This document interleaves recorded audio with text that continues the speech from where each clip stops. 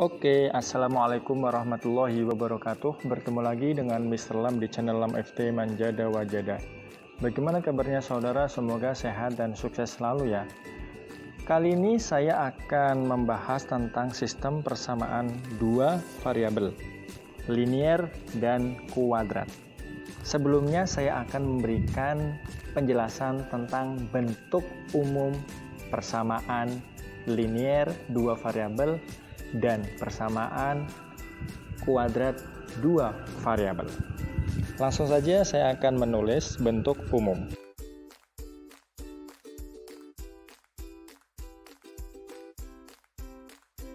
Ketika ada P kali X plus Q kali Y plus R sama dengan 0, yang mana P, Q, R itu merupakan bilangan real. Jadi silahkan saudara yang ingin tahu apa itu bilangan linear, silahkan bisa searching di Google ya, atau lihat video saya sebelumnya tentang sistem bilangan. Dan ada syaratnya juga, yang mana P dan Q tidak boleh sama dengan 0. Pasti bertanya, kenapa P dan Q tidak boleh sama dengan 0? Ya, ingat, di sini adalah persamaan linier dua variabel. Kalau P-nya 0 atau Q-nya 0, otomatis salah satu variabelnya kan akan hilang. Kalau hilang, ya bukan lagi menjadi dua variabel seperti itu. Jelas ya? Oke, itu adalah bentuk umum tentang persamaan linier dua variabel. Kemudian kita akan membahas tentang bentuk umum persamaan kuadrat dua variabel. Bentuk umumnya bagaimana?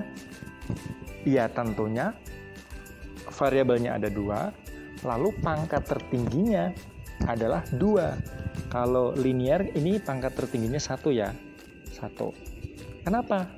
Ketika persamaan linier ini digambar kurvanya, maka akan menghasilkan garis lurus seperti itu. Oke, kita kembali ke persamaan kuadrat dua variabel. Bentuk umumnya bagaimana? Seperti ini. A x kuadrat plus bx kali y ya, plus c y kuadrat, kemudian plus dx plus ey plus f sama dengan 0. Dan ada keterangannya, yaitu bahwa A, B, C, D, E,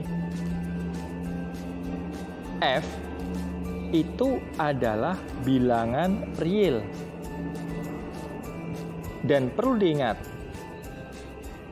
dan A ya atau C itu tidak boleh sama dengan 0. Kalau di sini kata-katanya atau ya. Kenapa? Karena walaupun misalkan A-nya misalkan yang 0 ya, atau C-nya yang 0, itu tidak jadi masalah. Karena masih ada variabel yang berpangkat lebih dari 1 alias 2. Dan variabelnya pun masih ada 2, yaitu X dan Y, seperti itu. Ya, bisa dipahami ya? Oke. Itu adalah bentuk umum daripada persamaan linier dua variabel dan persamaan kuadrat dua variabel. Selanjutnya, saat ada kumpulan persamaan ya, maka dinamakan sistem persamaan gitu. Kebetulan di sini yang akan kita bahas adalah perkumpulan persamaan linier dan persamaan kuadrat. Tentunya dua variabel. Langsung saja kita akan menuju ke contoh soalnya bagaimana sih terkait dari bab atau subbab sistem persamaan dua variabel linier dan kuadrat. Tentukan himpunan penyelesaian dari sistem persamaan berikut. Tadi kita sudah bahas ya, persamaannya itu linier dan kuadrat. Oke. Persamaan kuadratnya bagaimana? Oke. Dari dua persamaan tersebut, kita gabungkan ya, dari persamaan linear dan kuadrat kita gabungkan sehingga menjadi sistem persamaan. Dan kita akan menentukan himpunan penyelesaiannya. Oke, saya akan membahas dulu apa sih himpunan penyelesaiannya itu. Himpunan penyelesaian bisa kita katakan HP dari sistem persamaan tersebut nih, itu adalah bisa kita sebut sebagai titik koordinat ya, titik koordinatnya titik potong ya, titik potong antara kedua kurva persamaan linear dan persamaan kuadrat. Jadi kedua kurva tersebut gitu ya, saya sebutkan gitu. Oke. Jadi HP-nya yaitu. Jadi kalau misalkan kita ingin menulis HP-nya ya, katakanlah gini, HP ya, kurung kurawal X, Y misalkan gitu kan. Lalu sedemikian hingga gitu kan. Misalkan X1 ini titik koordinatnya ya, Y1. Katakanlah kan ada dua titik ya, dua titik. Maka X2, Y2. Oke, kurung kurawal. Oke. Ini kita membahas tentang definisi himpunan penyelesaian terlebih dahulu. Lalu setelah ini kita akan mencoba mencari titik koordinat titik potong antara kedua kurva tersebut. Sudah siap? Oke, kalau gitu mari kita bahas. Saya akan menuliskan persamaan kuadratnya sebagai persamaan pertama. Plus 4 sama dengan 0. Ya, lalu saya akan mengubah menjadi Y sama dengan. Berarti ini kan pindah ruas nih, min Y. Kalau pindah ruas berarti kan menjadi positif ya. Oke, lalu saya akan menuliskan menjadi Y sama dengan X kuadrat min 5X plus 4. Nanti kalau misalkan ada soal lainnya, ya caranya seperti ini, sama ya. Oke, kemudian persamaan yang kedua tadi persamaan linear. Ya, saya tulis lagi. X min 4Y sama dengan 1. Kita jadikan Y sama dengan. Berarti kan seperti ini. Ya, menjadi plus ya, kita pindah ruas. Lalu Y-nya sama dengan berapa? X min 1 per 4. Kan gitu, ya nggak? Oke. Kemudian, ya, ini kan di sini ada Y nih. Di sini juga ada Y. Y kan sama dengan Y. Betul kan? Oke, bisa kita tulis lagi menjadi seperti ini. Y sama dengan Y. Y pertama itu dari persamaan kuadrat. Y sebelah kanan itu dari persamaan linear. Jadi X kuadrat min 5X plus 4 sama dengan ya X min 1. Kalau seperti ini bagaimana? Ya jadinya seperti ini.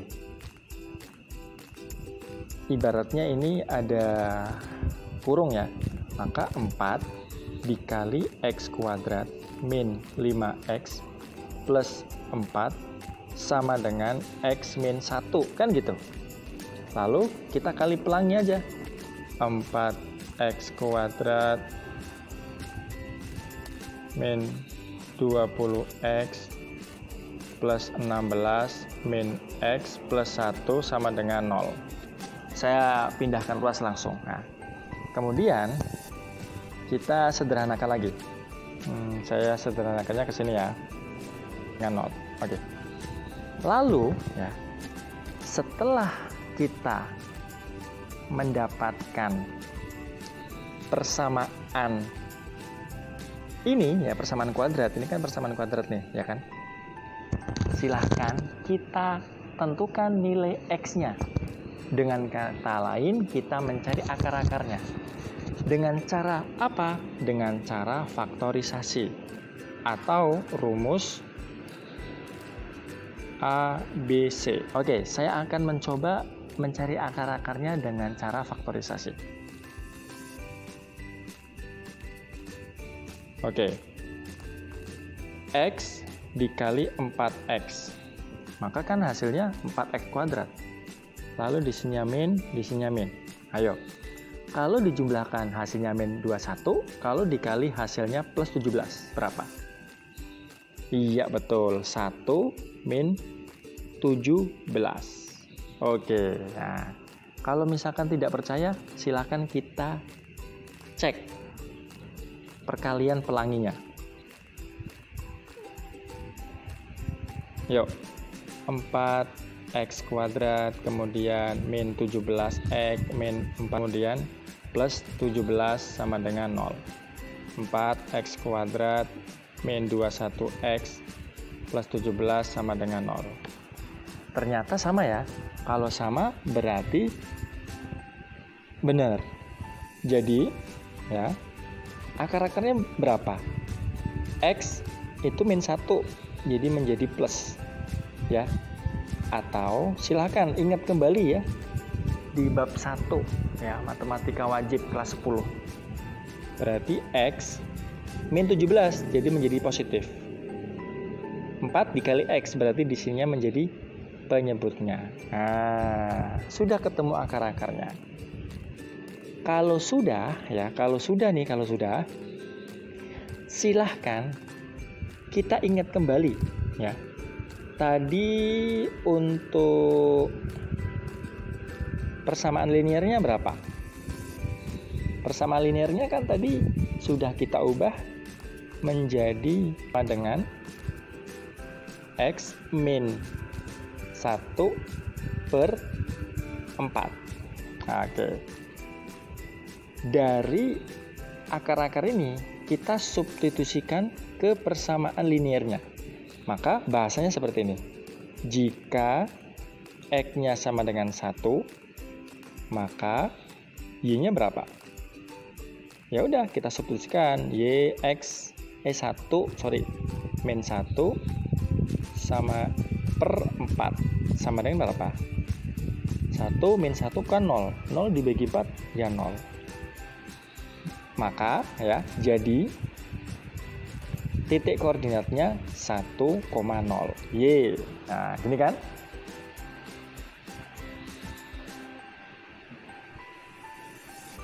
Nah, kemudian jika